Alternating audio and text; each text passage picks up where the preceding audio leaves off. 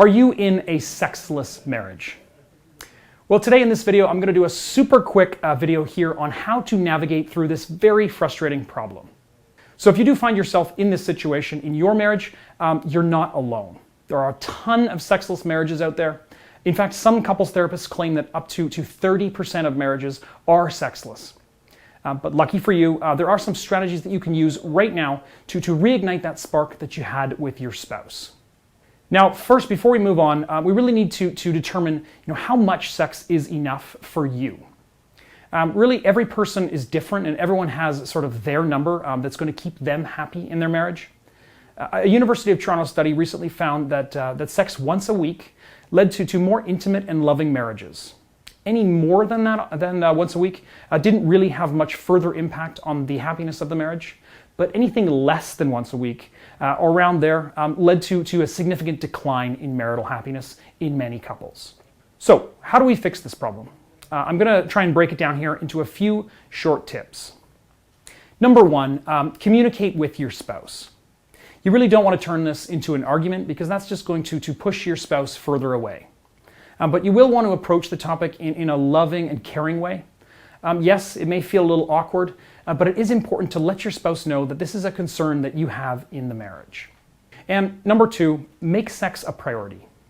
If you want to bring that intimacy back and have sex again, then it has to be on both of your minds moving forward, even if you have really busy lives in general. Now that means often setting aside time for you and your partner to relax and to enjoy each other again in a quiet and intimate setting. Number three, escalate slowly. You don't want to try and jump into sex right away after bringing it up. You don't want sex to feel like work or a service. You want to have sex because really both of you actually want to be intimate. Now you can graduate to sex soon, of course, but initially, for now, maybe just let your partner know that you want to kiss him or her tonight. And that's it. No pressure to do anything more because sex should always feel natural and be fun. And that does bring me to number four, which is to try and have fun. Now, really, that's the whole point of sex. So it's time to ask your spouse, what would turn them on? Do they have any desires or fetishes they want to experiment with? Now is really a great time to explore and to get to know your spouse in the most intimate ways without judgment. So, plan fun play dates, maybe go sex toy shopping together and be a little adventurous. Again, let your partner know that there's no pressure to have sex at any point or to do anything in particular. Number five, stop watching porn. Now, studies have shown that porn does have negative effects on sexual psychology. In fact, I know some men, for example, who can't even achieve an erection with their spouse unless they actually watch porn beforehand. So cutting out porn from your lives is going to increase your desire to have sex with one another. And number six is sort of along the same lines, which is basically just stop pleasuring yourself so often. This one's pretty self-explanatory, but sometimes it can be easier said than done. But essentially, lowering the frequency of masturbation or cutting it out entirely is going to help you and your spouse get back into the sack. And number seven, work out.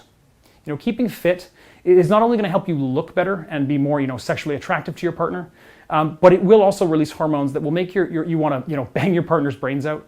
So, do plan some couples activities that involve exercise and make sure you hit the gym regularly. Now, number eight, don't put any undue pressure on your spouse to achieve some sort of, sexual goal.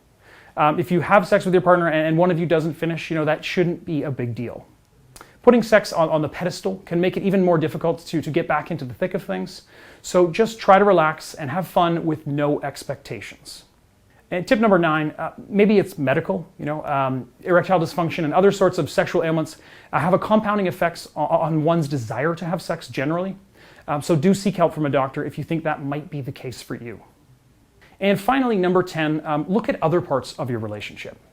If both you and your partner, if you both have stopped having sex, that could actually be an indicator that there's other underlying problems with your relationship. And of course, if you do think that the problem runs deeper than just sex, then consider watching my full free video presentation on my website at marriageguy.com, marriageguy.com. I promise you'll be glad you did. You'll learn a lot. Okay, YouTube, that is all for this super short video today. Thank you very much for watching, and we'll talk to you again soon.